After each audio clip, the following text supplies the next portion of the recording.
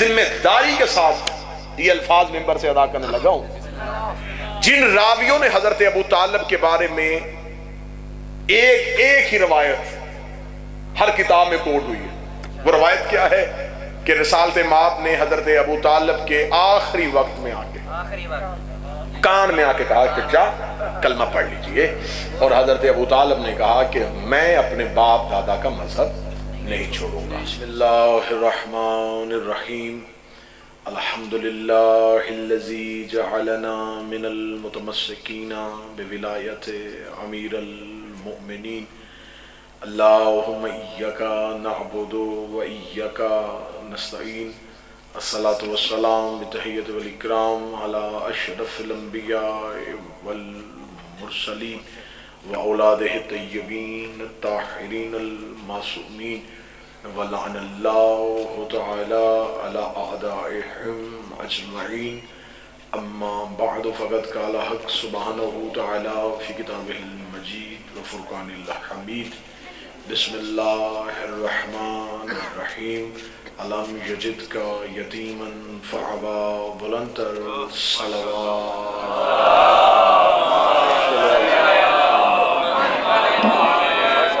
دعائے مالکان عزت، بارگاہ عزت میں آئے ہوئے صاحبان عزت کی عزت میں اضافہ فرمائے۔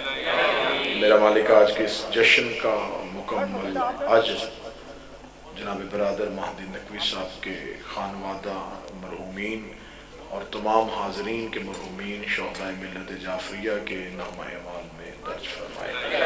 میرا مالک سرکار رئیس عرب سمت عرب سرکار حضرت عمران کی عزت کے صدقے سے ہر ایک علی ولی اللہ پڑھنے والے کو ہر طرح کی بیماری، وبا، خوف اور مشکل سے امان عطا فرمائے۔ ملک پاکستان کی سالمیت فرمائے۔ میرا مالک پوری دنیا میں جہاں جہاں مومنین آباد ہیں ان کی محافظت فرمائے۔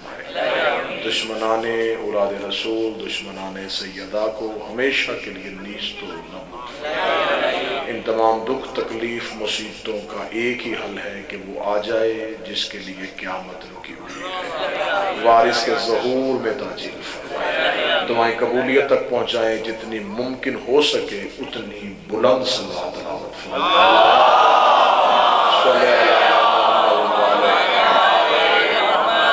اجازت ہے ذکر شروع کیا جائے۔ گفتگو کا مرکز و محور اس شہنشاہ کی ذات ہے جس کے آنے کی وجہ سے اسلام آ گیا۔ اس شہنشاہ پہ میں گفتگو کیا کروں کہ جس کا آنا ہی اسلام کا آنا ہے، جس کی آمد اسلام کے لیے زمین سازی کا پہلا مرحلہ ہے۔ اس شہنشاہ کی عزت، اس کی فضیلت زبان بشریت سے باہر ہے کہ جس کی گود میں دو ایسی ہستیاں پلی، ایک کی نبوت کو نہ مانو تو بندہ کافر ہو جاتا ہے، دوسرے کی ولایت کو نہ مانو تو بندہ کافر۔ ایسی دو ہستیاں جس کی گود میں پلنے والے کی ایک کی رسالت نہ مانی جائے تو ایمان سے خارج، دوسرے کی ولایت کو نہ مانا جائے پھر بھی ایمان سے۔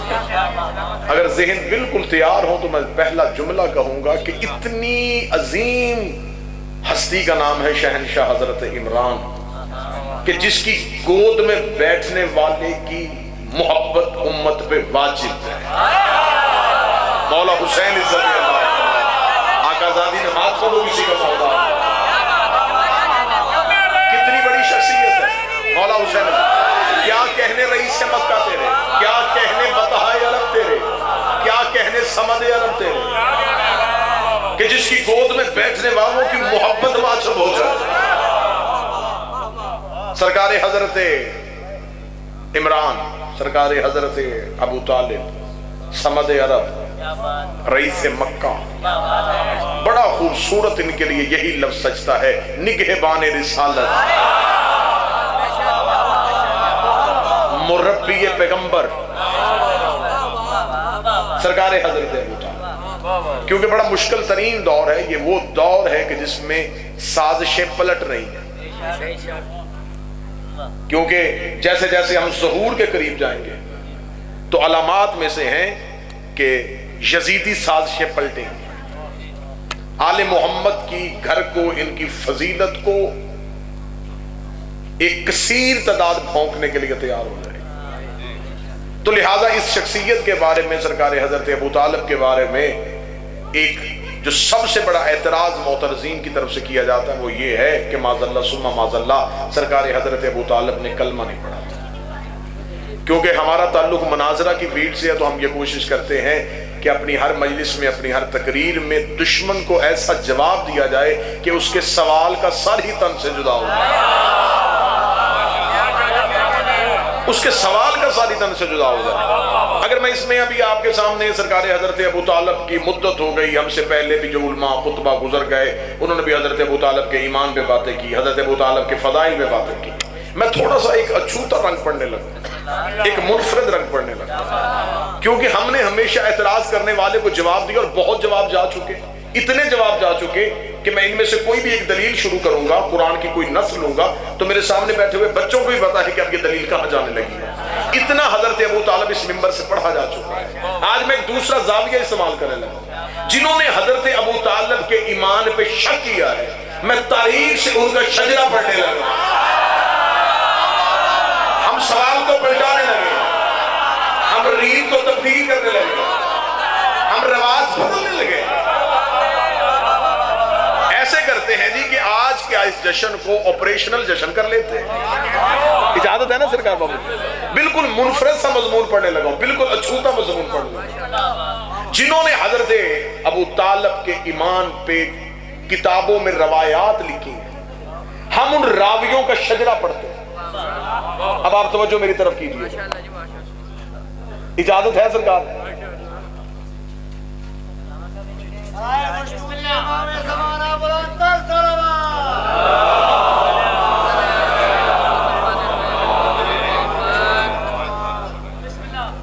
متوجہ جی؟ جن راویوں نے حضرت ابو طالب کے ایمان پہ بات کی ہے، ہم تاریخ سے ان راویوں کا شجرہ پڑھتے ہیں۔ پہلے دیکھتے ہیں کہ جنہوں نے سب سے پہلے کہا تھا کہ معاذ اللہ حضرت ابو طالب نے کلمہ نہیں پڑھا، وہ کون لوگ تھے؟ کیونکہ حدیث پرکھنے کے لیے ایک علم آج تک مدرسوں میں پڑھایا جاتا ہے جسے کہتے ہیں علم الرجال۔ اب توجہ آپ نے پوری میری طرف مکمل آپ نے توجہ کرنی ہے، کیونکہ اس مشکل ترین دور میں یہ بھی انتظامیہ کی مہربانی ہے کہ وہ ہمیں ذکر آل محمد کے لیے یہ اجازتیں فراہم کر رہی ہے، تو لہذا جو ان کے تحفظات ہیں وہ ساتھ ساتھ چلتے رہیں گے۔ آپ اپنی توجہ پھر مکمل ممبر کی طرف۔ علم الرجال میں ہم یہ پرکھتے ہیں کہ جس نے حدیث کہی ہے، کیونکہ ہم 1400 سال کے بعد آنے والے لوگ ہیں، ہم نے رسول کو دیکھا نہیں، ہم تک دین پہنچا ہے راویوں کے ذریعے، لہذا جب ہمیں کوئی حدیث ملے گی تو ہم اس حدیث کو پرکھیں گے کہ یہ حدیث جسے جو ہمیں دے رہا ہے یہ خود کون ہے، اس کا باپ کون ہے، اس کی ماں کون ہے، اس کا دادا کون ہے، اس کا قبیلہ کون سا ہے، یہ کتنا سچا تھا اور کتنا جھوٹا تھا۔ اور واللہ باخدا یہ قانون ہمارا نہیں بنایا ہوا، رسول خود قانون دے کے گئے۔ رسالت امام سے پوچھا گیا تھا رسول کی زندگی میں جب رسول کی متضاد حدیثیں آنا شروع ہوئی تو لوگوں نے آ کے کہا یا رسول اللہ ابھی تو آپ موجود ہیں اور متضاد حدیثیں آنا شروع ہو گئی، تو جب آپ دنیا میں نہیں ہوں گے تو ہمیں کیسے پتا چلے گا یہ حدیث آپ کی ہے یا نہیں ہے؟ کیا کہنے سیدہ کے باب تیرے میعاد دینے، رسول نے یہ نہیں کہا کہ اس حدیث کو دیکھ لینا، اس حدیث کو ایسے پڑھنا، فرمایا نہیں، اس حدیث کو قرآن سے ملا، اگر قرآن کے ساتھ ملے تو فوراً تسلیم کر لینا، پھر نہ دیکھنا کس نے کہا ہے، قرآن کے ساتھ ملے فوراً تسلیم کر لینا، اگر قرآن سے نہ ملے تو مجھے ممبر کی عزت کی قسم ہے رسول نے یہ نہیں کہا کہ ہوا میں اڑا دینا، رسول نے یہ نہیں کہا پھاڑ کے پھینک دینا، رسول نے کہا اسے دیوار پہ دے مارنا، یہ حدیث میری ہے ہی نہیں، کیونکہ جو حدیث قرآن کے مطابق ہو وہ ہماری ہوتی ہے، جو قرآن شہادت کے ہو جائے وہ دشمن کی سازش ہوتی ہے۔ اب تک آدمی نہیں بولے گا تو پھر کب بولے گا؟ اسی لیے جب سیدہ دربار میں گئی تھی ادھر سے جھوٹی حدیث پڑھی گئی، بی بی نے قرآن کی آیتیں پڑھ کے ملایا، جب حدیث نہیں ملی بی بی نے حدیث منہ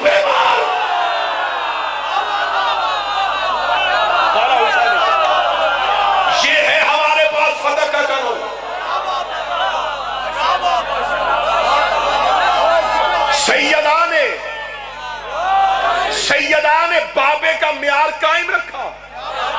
شہزادی نے حدیث کے بدلے میں حدیث نہیں پڑھی, بی بی نے قرآن کے ساتھ ملا. اگر آج یہ موضوع چھڑ ہی گیا ہے تو اب اسے منطقی انجام تک جانا چاہیے. اور یہ میرے امام کا کرم ہے کہ ایک زبان بھونکی ہے اور کئی ذہن صداقت سیدہ میں چھو گئے. کبھی ادھر سے گواہی آ رہی ہے بی بی کے حق میں, کبھی ادھر سے گواہی آ رہی ہے. کتنی گواہیاں شہزادی کے حق میں آنی شروع ہو گئی. بی بی دربار میں کھڑی ہے اور حاکم نے صرف ایک حدیث پڑھی ہے. بی بی نے بابے کا معیار قائم رکھا. بی بی نے حدیث کا جواب حدیث میں نہیں دیا. بی بی نے فوراً قرآن کی آیتیں پڑھی, ایک ایک آیت سے حدیث کو ٹھکرایا کہ تیری دی ہوئی حدیث قرآن کے ساتھ تو مل ہی نہیں رہی.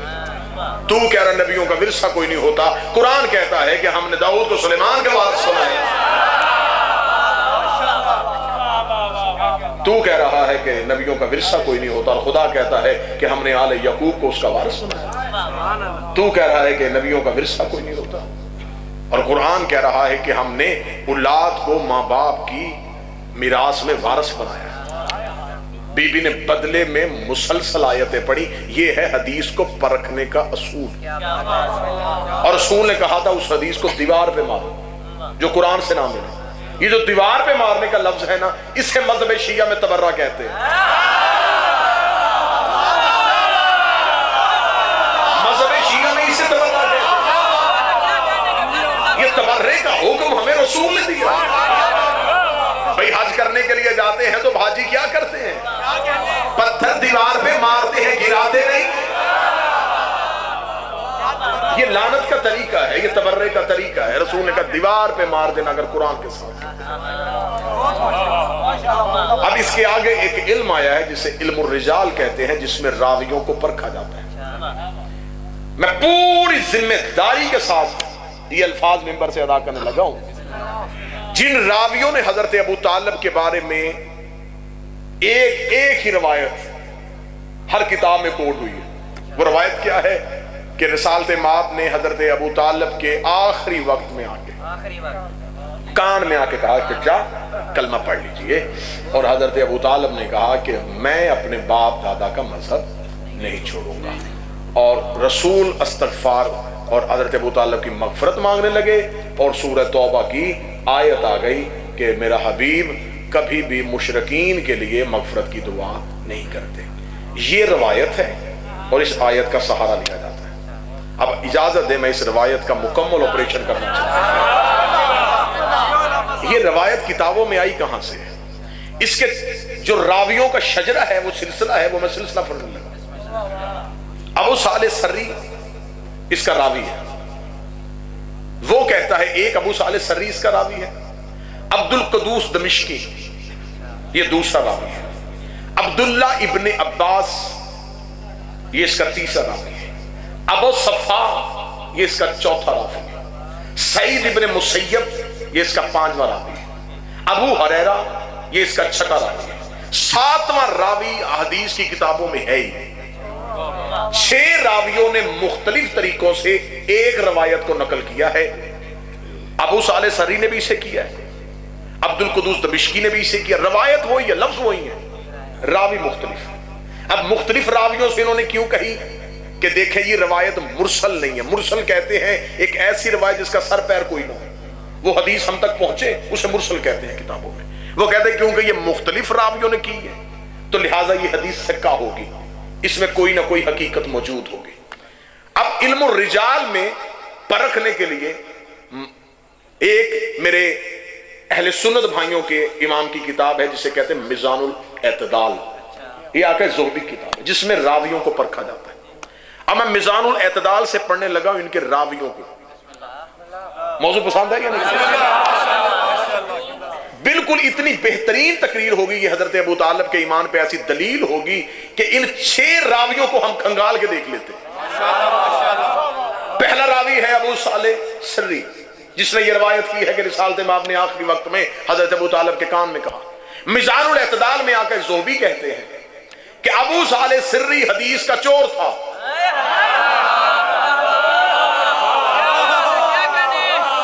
میں شیعہ کتاب نہیں پڑھ رہا، میزان الاعتدال سنی بھائیوں کے علم الرجال کی کتاب.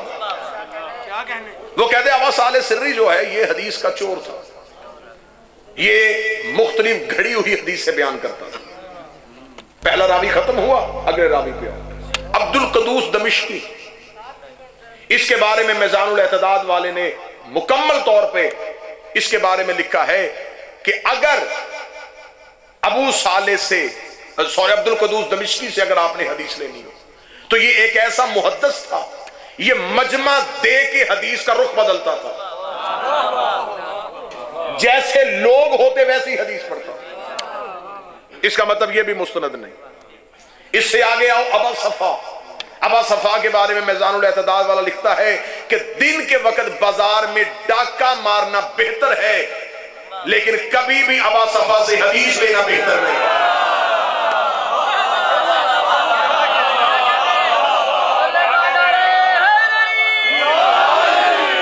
تین کے تین راوی توڑ گئے. میزان الاعتدال میں تینوں کو جھوٹا کہہ دیا. اسے کہہ دیا نہ ابا صالح سری سچا تھا، نہ عبد القدوس دمشقی سچا تھا، نہ ابا صفا سچا تھا.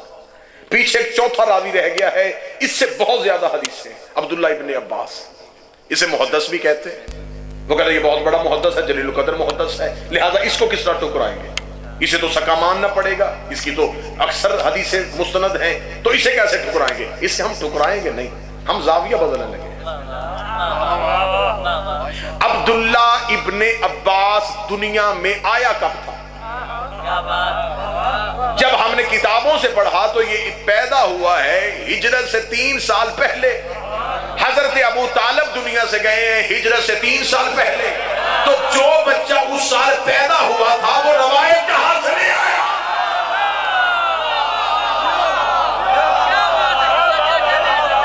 جو بچہ اسی سال پیدا ہوا ہے. آپ روایت لینے سے پہلے، آپ حدیث لینے سے پہلے آپ اس کی عمر تو دیکھ لیتے. یہ آپ کا شروع سے اصول ہے. آپ بغیر اہلیت کے چیز لے لیتے کہ وہ ہجرت سے 3 سال پہلے دنیا میں آئے. جس میں حضرت ابو طالب کی رحلت ہے اسی سال عبداللہ پیدا ہو رہا ہے، تو اس نے حدیث کہاں سے لے لی؟ پھر آگے آتے ہیں اگلے راوی کی طرف. پانچواں راوی ہے ابو ہریرہ. کیا کہنے میرے مجمع کے فصاحت و بلاغت سمجھنے کے کہ اس نے 5ویں راوی پہ مجھ سے دلیل مانگی کوئی نہیں. یہ جنگ خیبر کے بعد مسلمان ہوئے، 2.5 سال نبی کے ساتھ ہوئے. سیاستہ میں 5500 حدیث ہے ان سے. 2.5 سال میں 5,500 حدیث. اور جنہوں نے بہت زیادہ حدیثیں لی انہوں نے مجموع الحدیث میں لکھا ہے کہ ان سے زیادہ حدیث لینے کی وجہ یہ ہے کہ انہوں نے رسول کے دربار میں آ کے ایک ضعیفہ کا پیش کیا ہوا دودھ جو نبی نے لب لگا کے چھوڑ دیا تھا، انہوں نے جھوٹا دودھ پی لیا تھا، اس سے ان کا حافظہ تیز ہو گیا تھا. مسلمان مولوی کے عقل پہ ماتم کرنے کو جی چاہتا ہے. جو نبی کا جھوٹا دودھ پی لے اسے 5,500 حدیث لے لی، اور جو نبی کی زبان چوس کے زبان ہوا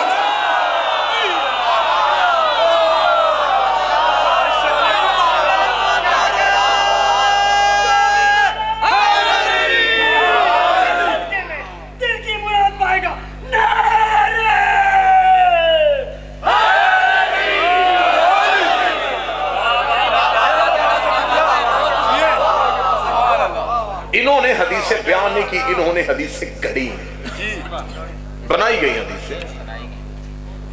ظلم اگر پڑھا جائے نا، میں خدا کی قسم اگر ممبر سے ظلم پڑھوں گے اسلام کی ہسٹری کے ساتھ کیا ظلم ہوا ہے تو آپ کی عقلیں دنگ رہ جائیں. باقاعدہ فیکٹریاں بنی تھی حدیثیں بنانے کی. اور حدیثیں کیسے لی جاتی تھی؟ ترازو رکھا جاتا تھا، ایک پلڑے میں درہم و دینار رکھے جاتے تھے، دوسرے میں حدیثیں رکھی جاتی. ایسے جھوٹی حدیثیں گڑی گئی. اب اس سے آگے آئیے، اس سے اگلا راوی موضوع پسند ہے یا نہیں؟ اس سے اگلا راوی ہے سعید ابن مسیب ابن حزن. بخاری نے بھی اس سے لی ہے، مسلم نے بھی اسی سے لی ہے. صحیح بخاری میں جو یہ حدیث موجود ہے کہ نبی نے آخری وقت میں کہا، وہ بھی سعید بن مسیب سے ہے. جو مسلم نے لی ہے وہ بھی سعید بن مسیب سے ہے۔ سعید بن مسیب بن حزن، اس کے بارے میں پوچھتے ہیں کہ یہ دنیا میں کب آیا تھا؟ مجھے عزت قرآن کی قسم ہے، میں کتابوں سے ثابت کرنے کے لیے تیار ہوں۔ سعید بن مسیب پیدا ہوا تھا فتح مکہ کے 2 سال بعد۔ حضرت ابو طالب کی رحلت ہو رہی ہے ہجرت سے پہلے، یعنی کہ جو دنیا میں ہی 10 یا 11 سال بعد آئے۔ اس کے مسیب بن حزن، اس کا جو باپ تھا، جب رسالت مآب فتح مکہ پہ واپس آئے تھے تو اس نے اس دور میں فتح مکہ کے وقت نبی کے ہاتھوں پہ کلمہ پڑھا تھا، جس کا باپ فتح مکہ پہ مسلمان ہوا۔ اور اس کے بارے میں مدارج النبوہ میں عبدالحق محدث دہلوی نے لکھا ہے کہ رسالت مآب نے اس کے باپ سے، مسیب سے کہا تھا کہ اپنے باپ کا نام تبدیل کر، اس کا نام کفر کے ناموں پہ ہے۔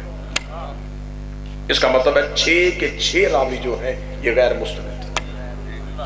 اب دلیل دوسری جو دی جاتی ہے وہ کہا جاتا ہے کہ سورہ توبہ کی آیت آئی ہے، ڈوب کے مرنے کو مسلمان مولوی مر جائے، حضرت ابو طالب پہ بھونگنے سے پہلے سورہ توبہ آئی ہے مدینے میں۔ حضرت ابو طالب کی رحلت ہو رہی ہے مکے میں، تو جو آیت مکے میں آئی نہیں اس میں حضرت ابو طالب کا تذکرہ کہاں سے آیا؟ یہ میں نے پڑھ دیا مسلمانوں کی کتابوں سے حضرت ابو طالب پہ کفریہ الزامات لگانے والوں کا آپریشن۔ اب آپ مجھ پہ سوال کریں یہ کفریہ کلمات کہے کیوں گئے؟ مجبوری کیا بن گئی تھی؟ مجبوری یہ بن گئی تھی کہ اس لیے کہ 80 جنگوں میں جا کے علی اکیلا کھڑا ہو کے کہتا تھا انا علی ابن ابی طالب،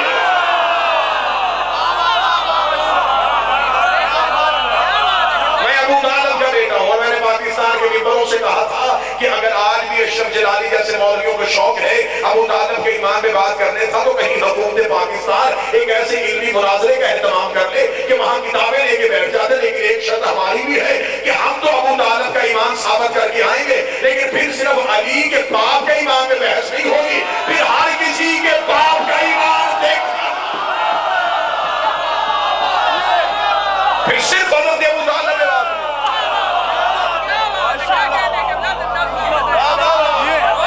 میرا سلام ایسے سنی جید علماء کرام جنہوں نے ایمان ابو طالب پہ کتابیں لکھ دی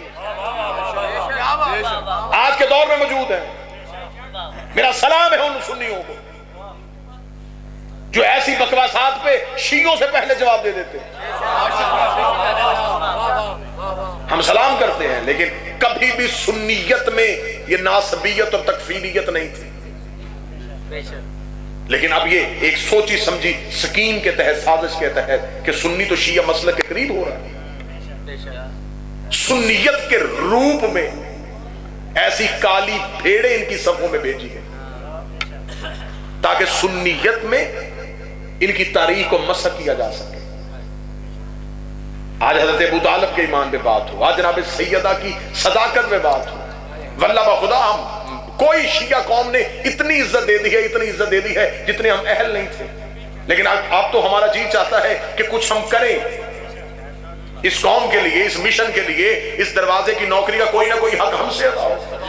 واللہ حسین ہم تو انتظار کر رہے ہیں کہ کہیں ایسا میدان سجے ہم سے پوچھا جائے سیدہ کی صداقت کے بارے میں، تو پھر ہم تمہاری کتابوں سے ثابت کریں گے کس کس نے کہاں کہاں خطا کی تھی اور کس کس نے ممبر پہ بیٹھ کے کہا تھا اگر میں خطا کروں تو مجھے سیدھا کر دینا۔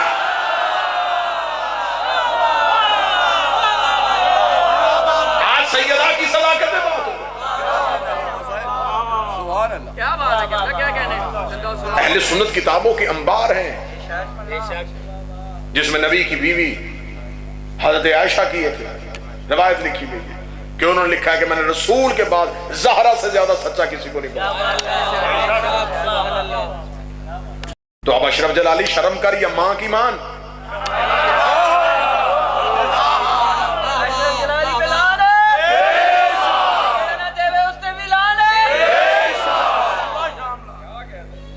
سیدہ دربار میں گئی ہیں اور یہ بکواس کی گئی کہ جناب سیدہ کے سامنے جب حدیث پڑھی گئی تو پھر نبی کی بیٹی چپ ہو گئی، میں گردن کٹواؤں گا اور اپنی پوری جائیداد اس بندے کے نام پر لکھ کے جاؤں گا جو مجھے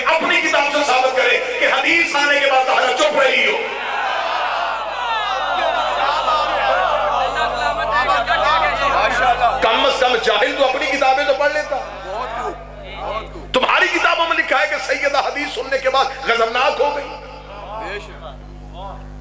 تو نے کہا ہے کہ حدیث پڑھی گئی اور سیدہ چپ ہو گئی، حدیث پڑھنے کے بعد تو زہرا نے خطبہ شروع کیا۔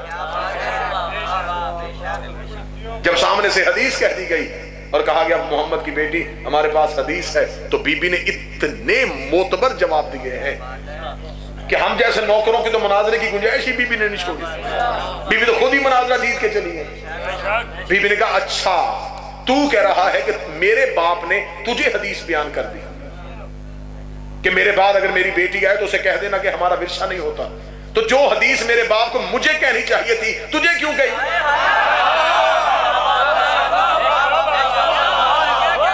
میں اولاد ہوں اپنے باپ کی، وہ مجھ سے بتا کے جاتے کہ سیدہ میرے بعد میں اس جگیر کا مطالبہ نہ کرنا۔ بی بی نے کہا کہ حدیث مجھے کہنی چاہیے تھی، میرے باپ نے تجھے کیوں کہی؟ حاکم نے کہا تیرے بابے نے ہم نے خود حدیث سنی ہے کہ تیرے بابا نے کہا ہے کہ ہم وارث نہ بنتے ہیں نہ بناتے ہیں۔ بی بی نے کہا اونچا بول، کیا کہا تھا میرے بابا نے؟ اسے کہ میرے بابا نے کہا تھا ہم وارث نہ بنتے ہیں نہ بناتے ہیں۔ سیدہ جلال میں آگے کہنے لگی پھر تو بتا تجھے میرے باپ نے وارث بنایا؟ جب میرا باپ کہہ کے گیا تھا کہ ہمارا کوئی وارث ہوتا ہی نہیں، پھر تو میرے باپ کے ممبر پہ کیسے بیٹھ گیا؟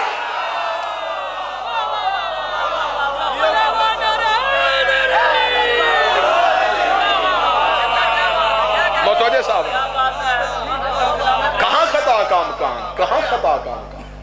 جن کے ہاں سے خطا کا امکان تھا اللہ نے ان کے دروازے بند کروا دیے تھے۔ نہیں آپ سمجھیں نہیں سرکار، آپ کے سر کے اوپر سے بات گزر گئی۔ جن کے ہاں سے خطا کا تصور تھا اللہ نے کہا میرا محمد ہی نے کہے اپنے دروازے مسجد کے صحن میں بند کرو۔ یا اللہ کیوں؟ فرمائی نے خبر ہی نہیں کب مسجد سے گزرنا ہے، کب نہیں گزرنا۔ یہ جب مرضی گھر کا دروازہ کھولتے منہ کھولتے ہیں، میرے صحن سے گزر جاتے ہیں۔ ان کے دروازے بند کروا سوائے علی کے۔ سنی کتابوں سے ثابت نہ کرو، اپنی گردن کٹوانے کے لیے تیار ہو۔ صحابہ نے آگے شکایت کی تھی یا رسول اللہ عدل الہی کہاں گیا اور تیرا عدل کہاں گیا؟ اگر دروازے بند کروانے میں سب کے دروازے بند کرواتا کہ علی کا دروازہ رشتہ داری کی وجہ سے چھوڑا گیا؟ فرمایا رشتہ داری کی وجہ سے نہیں چھوڑا، نہ تمہارے میں نے بند کروائے ہیں نہ علی کا میں نے کھلوایا ہے، اللہ نے بند کروائے ہیں، اللہ نے کھلوایا ہے۔ میں نے اللہ سے پوچھا تھا علی کا دروازہ کیوں کھلا رکھوں؟ فرمایا علی کا گھر ایسے ہی پاک ہے جیسے میرا گھر۔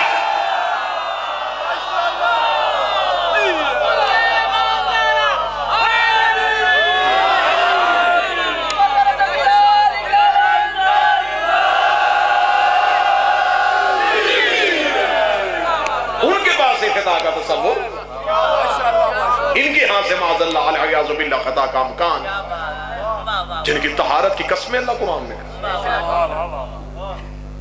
ان کے بارے میں یہ کہہ دیا گیا تو اگر معاذ اللہ ثم معاذ اللہ مولوی تو نے تو پورا شجرہ ہی خراب کر لیا، تو نے شیعوں کی دشمنی میں اپنے مذہب کی پوری بنیاد ہی گرا دی۔ اگر تو کہے کہ خطا معاذ اللہ ثم معاذ اللہ خطا ہوئی تھی تو پھر جن خلفاء نے فدق واپس کیا تھا ان کے بارے میں کیا خیال ہے؟ مامون رشید نے واپس کیا ہے، عمر بن عبدالعزیز نے واپس کیا، تو پھر اگر معاذ اللہ ثم معاذ اللہ یہ مطالبہ خطا پہ مبنی تھا تو پھر ان خلفاء نے واپس کیوں کیا؟ پھر ان کے بارے میں کیا نظریہ ہے؟ پھر ان کی خلافت راشدہ کیسے رہی؟ کہہ رہے جی اگر بی بی کو پتا تھا تو بی بی نے مانگا کیوں ہے؟ جب رسول کو پتا تھا کاغذ قلم نہیں ملنا رسول نے کیوں مانگا تھا؟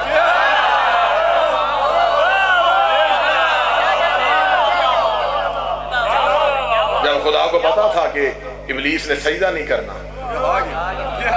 اس نے فرشتوں میں کیوں پوچھا؟ کچھ چیزیں پہچان کے لیے کی جاتی ہیں۔ معاذ اللہ ثم معاذ اللہ تو آج کہہ رہا چیخے مار مار کے کہ مجھ پہ توہین رسالت بنتی نہیں، تو نے صرف جناب سیدہ کو نہیں کہا، جناب سیدہ نے اپنے مقدمے میں اندھے جاہل اپنے گواہ بھی پیش کیے تھے۔ اگر معاذ اللہ دعویٰ خطا پہ تھا تو گواہوں کی صداقت کہاں گئی؟ اگر گواہوں کو خطا پہ مبنی کہے گا پھر علی کو چوتھا خلیفہ راشد کیوں مانا؟ میں تجزیہ پڑھ رہا ہوں آپ خاموش۔ بھئی ہمارے نزدیک تو امیر المومنین پہلے امام ہے، ہمارے نزدیک تو یہ معصوم من الخطا ہے۔ اگر معاذ اللہ دعویٰ خطا پہ تھا تو گواہ صدیق نہیں ہو سکتے۔ جب گواہ سچا نہیں پھر چوتھی خلافت تمہاری کہاں ہے؟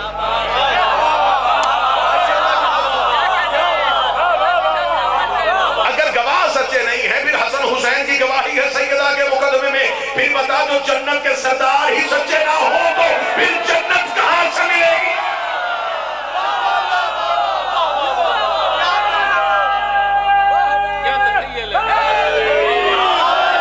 میں تجھے ثابت کروں گا تیری توہین رسالت کا، میں تجھے ثابت کروں گا کہ تو نے کہاں توہین قرآن کی۔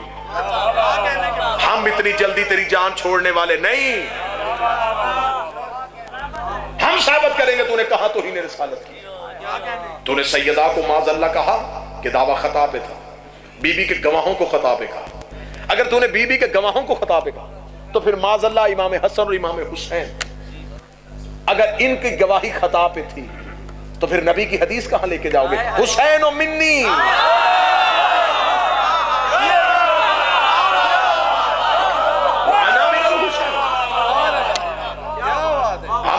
میں تجھے نقطے ملا کے دکھاؤں گے تیری توہین رسالت کا۔ ہمارا حکومت وقت سے مطالبہ ہے، ہم بڑے پرامن قوم ہیں، ہم بڑی مہذب قوم ہیں، لیکن ہمارا مطالبہ ہے کتا پاگل ہو جائے تو پٹانی ڈالا جاتا، گولی ماری جاتی۔ ایسے کتوں کو چوکوں میں لٹکاؤ۔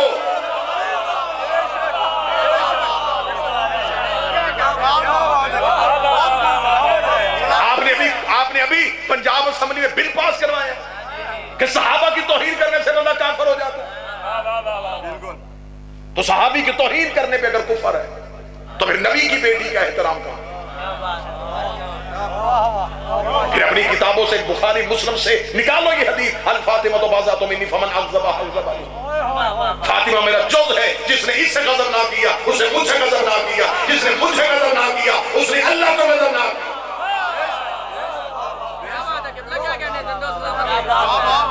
اے ملعون، اگر معاذ اللہ ثم معاذ اللہ العیاذ باللہ، میں بار بار وہ لفظ نہیں دہرانا چاہتا جو تیری نجس زبان سے نکلے، جن کے بارے میں تو زبان درازی کر رہا ہے، ڈوب کے مارے نماز میں انہی میں درود پڑھتا ہے۔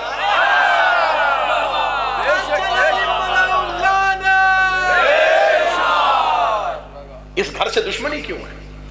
کبھی حضرت ابو طالب کے ایمان پہ بات ہو رہی ہے، کبھی امیر المومنین کے اختیارات پہ بات ہو رہی ہے، ان کی خلافت پہ بات ہو رہی ہے، کبھی سیدہ کی عصمت اور صداقت پہ بات ہو رہی ہے۔ وجہ صرف یہ ہے کہ جدھر بھی منہ کرو گے یہی گھر سے نظر آئے۔ مصلی پہ آتے ہو تو ان پہ درود پڑھے بغیر اتر نہیں سکتے، ان پہ درود پڑھنے کا حکم صرف صلوات زبانی پڑھنے کا نہیں، وسلموا تسلیما، انہیں تسلیم کرو۔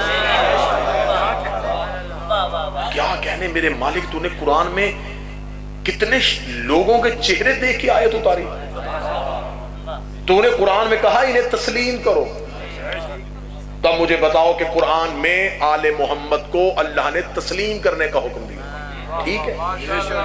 اب جس صحابی کے دربار میں بی بی گئی وہ نماز پڑھتے تھے؟ کہے گا جی بالکل پڑھتے تھے۔ تو پھر وہ نماز میں درود بھی پڑھتے تھے؟ جی بالکل وہ پڑھتے تھے۔ پھر وہ درود میں یہ کہتے تھے کہ میں نے آل محمد کو تسلیم کیا؟ تو جب انہوں نے مصلی پہ تسلیم کیا تھا دربار میں گواہ کیسے مان لیے؟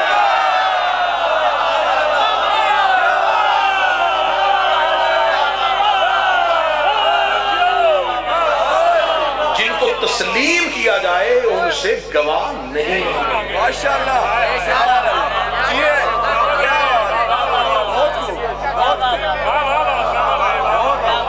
جب انہوں نے تسلیم کیا تھا تو اس کا مطلب ہے کہ انہیں پھر گواہ مانگنے نہیں چاہیے۔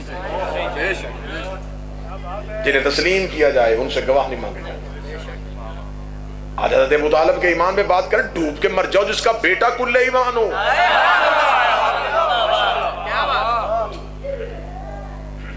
آج میں کسی بندے سے پوچھوں کہ جناب آپ مسلمان ہیں؟ جی ہاں جی۔ کلمہ کب پڑھا تھا؟ تو مجھے پہلے غور سے دیکھیں آپ ٹھیک ہیں؟ میں مسلمان کے گھر میں پیدا ہوا ہوں، مجھے کلمہ پڑھنے کی کیا ضرورت ہے؟ جو مسلمان کے گھر پیدا ہو جائے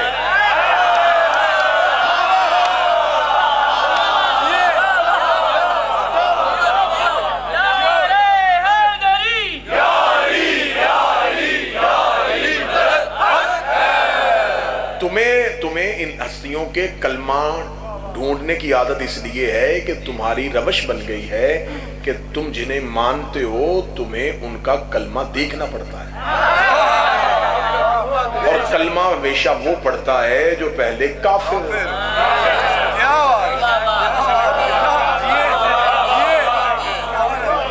شراب وہ چھوڑتا ہے جو پہلے پیتا ہو، بت اپنے گھر سے وہ نکالتا ہے جو کبھی پوچھتا ہو۔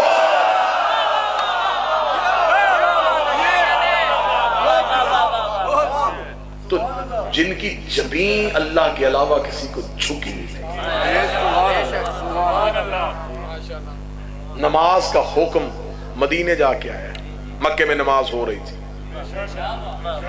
رسالت ماں پڑھتے تھے، ملیکۃ العرب پڑھتی تھی، اور پہلی بار جب نماز پڑھی گئی تو عرب کے لوگ دیکھنے کے لیے آئے کہ یہ کیا ہو رہا ہے، عبداللہ کا بیٹا کبھی اٹھتا ہے کبھی بیٹھتا ہے، اور اس کے پیچھے بالکل پیچھے رئیسہ عرب پیچھے پڑا، اس کے دائیں طرف ابو طالب کا بیٹا کھڑا۔ عرب کے لوگ جب دیکھنے کے لیے آئے تو انہوں نے کہا کہ ان کا مذاق اڑائیں، یہ اٹھ رہے ہیں بیٹھ رہے ہیں، یہ سر زمین پہ رگڑ رہے ہیں، یہ مذاق اڑانے کا بھی سوچ ہی رہے تھے کہ انہیں کوئی ابا کا سایہ نظر آیا، انہوں نے جلدی بھاگو وہ پڑھ رہے ہیں، ابو طالب پہرا دے رہا۔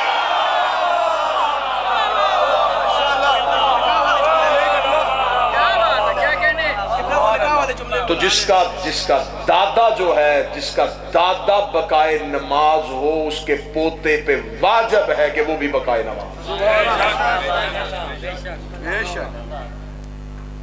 معاذ اللہ سما معاذ اللہ، اگر انسان کفر میں ہو تو اسلام تو کہتا ہے کہ کافر مرد ہو، بی بی مومنہ ہو تو نکاح فسخ ہو جائے۔ تو معاذ اللہ اگر حضرت ابو طالب نے کلمہ نہیں پڑھا تھا تو فاطمہ بنت اسد، دلائل کے انبار دلائل کے حضرت ابو طالب کے ایمان پہ، لیکن ہم ایمان ابو طالب کیوں پڑھیں؟ ایمان ابو طالب تو وہ پڑھے نا جس کی نسلیں مشکوک ہیں۔ ہم سے فضائل ابو طالب سنو، ہم سے احترام ابو طالب سنو، ہم تمہیں بتائیں کہ کتنا احترام کرتے تھے رسول ابو طالب کا۔ رسول بیٹھے ہوتے تھے، ابو طالب آ جاتے تھے، رسول احترام میں اٹھ کے کھڑے ہو جاتے۔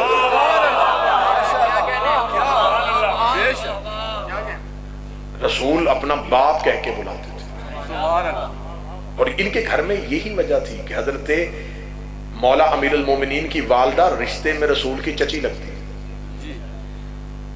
اور چچی کے لیے جو عربی کا لفظ امی ہے وہ کبھی بھی استعمال نہیں ہوا۔ رسالت ماں نے جب بولا یا اماں، اے میری ماں، اے میری ماں، اے میری ماں، آخری وقت میں لحد میں اتار کے بھی قبر پہ ہاتھ رکھ کے کہا کہ میری ماں آئی۔ یہ بار بار ماں ماں ماں ماں کا لفظ کیوں کہا؟ یا رسول اللہ لگتی تو رشتے میں چچی ہے تو آپ چچی کہہ کے بلائیں۔ فرمایا بار بار ماں کہہ کے مولویوں کو سمجھا رہا ہوں، ماؤں کے گھر بھائی پیدا ہوتے ہیں، یار پیدا نہیں۔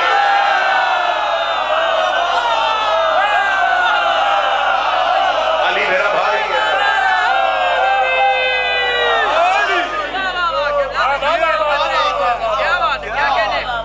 نعرہ تکبیر،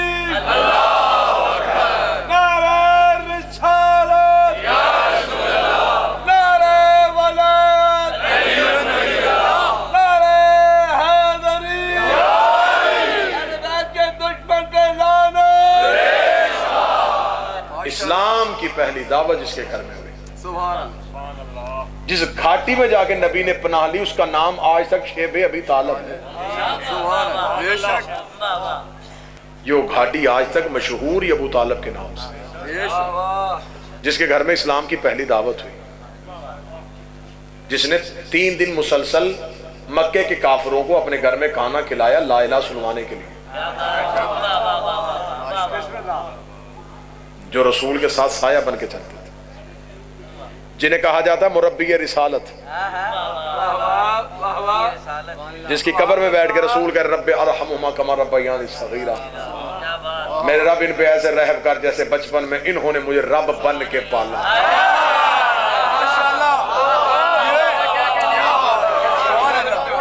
کوئی میدان سجاؤ، کہیں کوئی علمی بات کرو تو ہم تمہیں حضرت ابو طالب کا ایمان نہیں، میں تمہیں ابو طالب کو اللہ کی حجت ہونا ثابت کروں۔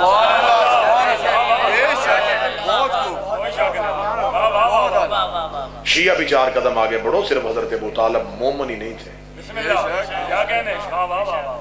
حجت پروردگار۔ عیسیٰ کے بعد ہمارے نبی تک 450 سال کا عرصہ ہے، اور خدا کہتا ہے کہ میں اپنی زمین کو ایک لمحہ بھی بغیر حجت کے نہیں رہنے دیتا۔ تو جب تک نبی دنیا میں نہیں آئے تھے تب تک زمین پہ اللہ کی حجت کون تھی؟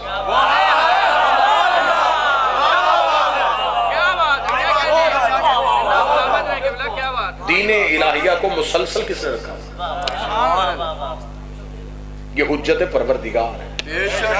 جب تم حضرت ابو طالب کو اللہ کی حجت مان لو گے تو پھر قرآن سے پوچھنا کہ حجت کی اطاعت کیا ہے۔ صرف انسانوں پہ نہیں، کائنات کے ذرہ ذرے پہ حجت کی اطاعت واجب ہوتی ہے، مرضی کی وجہ سے نہیں، اطاعت میں۔ تو میں پڑھوں تو دانتوں کو پسینے آ جائیں کہ حجت کی اطاعت کیا ہے۔ سورج طلوع ہوتا ہے تو حجت سے اجازت لے کے، چاند غروب ہوتا ہے تو حجت سے اجازت لے کے، کلیوں میں چٹک آتی ہے تو حجت سے اجازت لے کے، سبزے میں لہک آتی ہے تو حجت سے اجازت لے کے، دریا میں روانی آتی ہے تو حجت سے اجازت لے کے، ہوا میں طغیانی آتی ہے تو حجت سے اجازت لے کے۔ جو ابو طالب زمین میں بیٹھ کے اللہ کا نظام چلا رہا تھا تو اس کا ایمان ڈھونڈ رہا،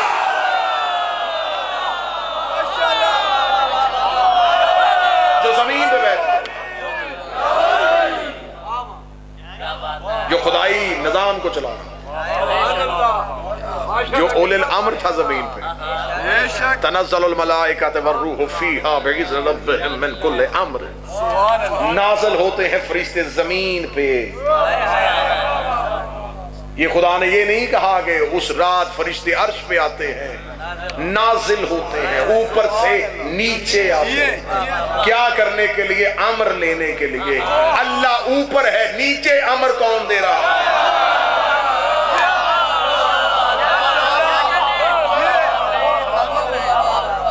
حجت کا کام ہے اللہ کے نظام کو سنبھالنا۔ حجت کا ارادہ جو ہے یہ ولایت تکوینیہ کے مالک ہے، ان کا یہ اللہ کے امور میں شامل ہے۔ حضرت ابو طالب اپنے دور کی حجت ہے، نظام کائنات کو حضرت ابو طالب چلا رہے ہیں، نظام کائنات کو تسلسل میں رکھا ہوا تھا حضرت ابو طالب۔ اتنے خطرناک مکے کا دور اور رسول کے آنے سے پہلے جس نے اسلام کے لیے زمین زرخیز کر دی ہو، اور اکیلا نبی اتنے گندے معاشرے میں آکے جب آنکھیں کھولے تو خدا کہے گھبرانا نہیں، علم یجد کا یتیمن بھاوا، تو یتیم تھا، تجھے زمین میں بھی ہم پال رہے ہیں۔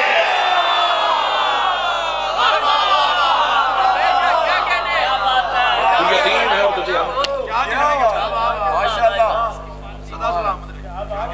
سنی کتابوں میں لکھا ہے کہ باپ دنیا سے چلے گئے تھے، دادا نے چچاؤں کو بٹھا کے کہا کس کے پاس جانا چاہتے ہیں؟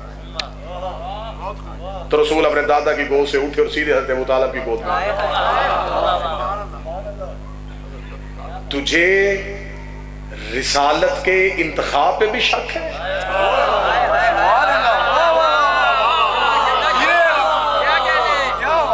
جس کی گود کو حضرت رسالت سے ماب خود منتخب کر رہے ہیں، یا تو پھر اپنی کتابوں سے یہ لفظ مٹاؤ کہ حضرت رسالت ماب خود اٹھ کے نہیں ہے، رسالت ماب خود اٹھے اور حضرت ابو طالب کی گود میں آ کے بیٹھے۔ پھر حضرت ابو طالب نے ایسے پرورش کی ہے، ایسے پالا ہے، جو کائنات پال رہا تھا اسے ابو طالب خود پال رہا۔ ہمارا شیعہ عقیدہ تو یہ ہے کہ نبی 40 سال کے بعد نبی نہیں ہوتا، نبی دنیا میں آتا ہے تو نبی ہوتا ہے۔ نبی آ کے بنتا نہیں، نبی بن کے آتا ہے، جو آ کے بنے وہ لانتی ہوتا ہے۔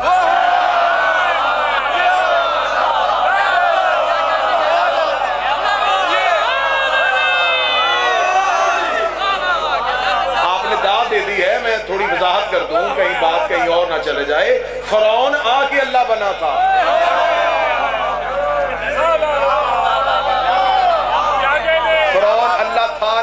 بن بیٹھا لعنتی، جو ہو نہ اور بن بیٹھے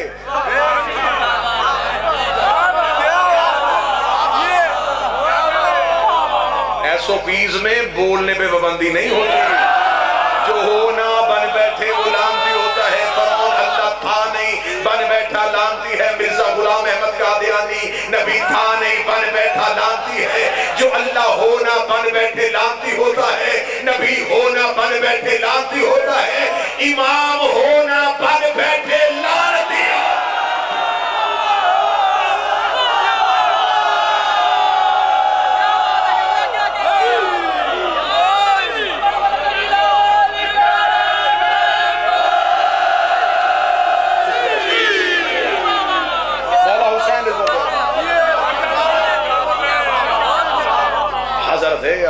حضرت ابو طالب جو ہیں وہ اللہ کی حجت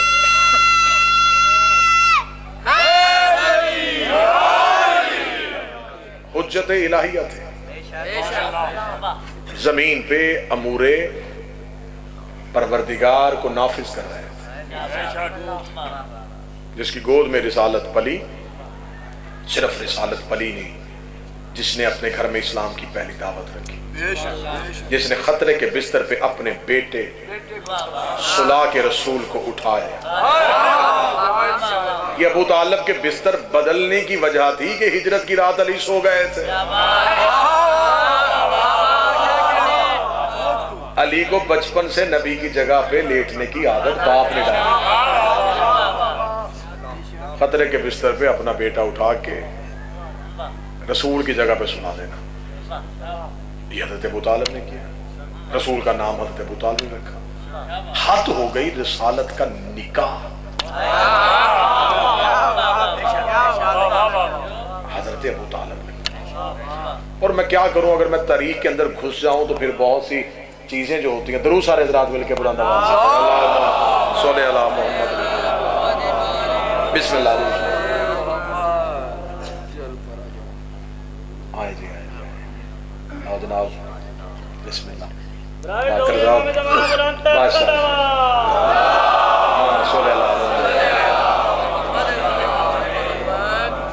محتاط ترین مولا کا ذاکر مکمل SOPs کے ساتھ سینیٹائزر بھی ان کے ہاتھ میں ابھی اور ماسک بھی انہوں نے پہنا ہوا ہے، ماشاءاللہ بسم اللہ۔ اصل میں یہ میرے بڑے محترم بھی ہیں، بڑے میرا لاڈلے بھی ہیں، پیار بھی ہے، اور یقیناً جو بچے لاڈلے ہوتے ہیں قوم کے بھی لاڈلے ہوتے ہیں۔ جناب سیدہ ان کی حفاظت فرمائے، بی بی نے شریروں کے شر سے بچائے، حاسدین کی حسد سے بچائے۔ بس وہ تشریف لے آئے، جشن ہو گیا، اللہ جناب سید مہدی نقوی صاحب کی توفیقات خیر میں صرف یہ نہیں کیا، نکاح بھی پڑھایا۔ بس آخری جملوں کے میں قریب آ گیا ہوں، بالکل یہیں پہ ختم کرنے لگا ہوں۔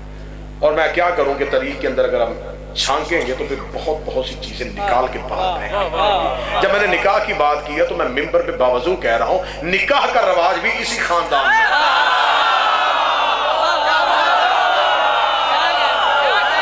اسی خاندان میں۔ احتجاج پڑھ کے دیکھ لینا، احتجاج پڑھ کے دیکھ لینا، احتجاج تبرسی میں مولا امیر المومنین کا سقیفہ بنی سعدہ میں دیا خطبہ پڑھ لینا۔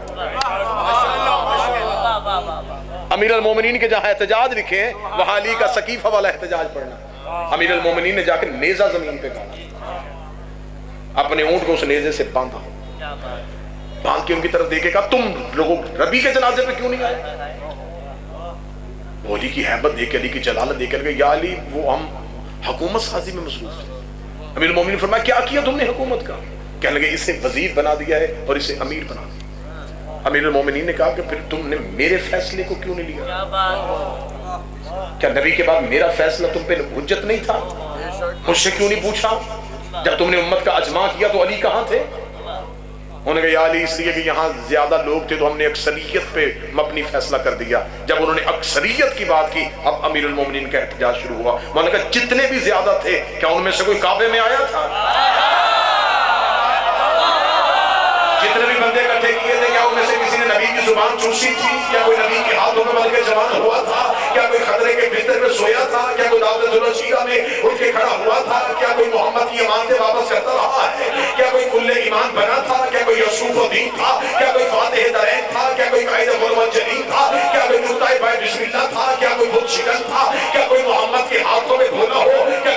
کے کاندھے پہ کھڑے ہو کے پھول توڑے تھے؟ کیا ان کو رسول کا فاتح خیبر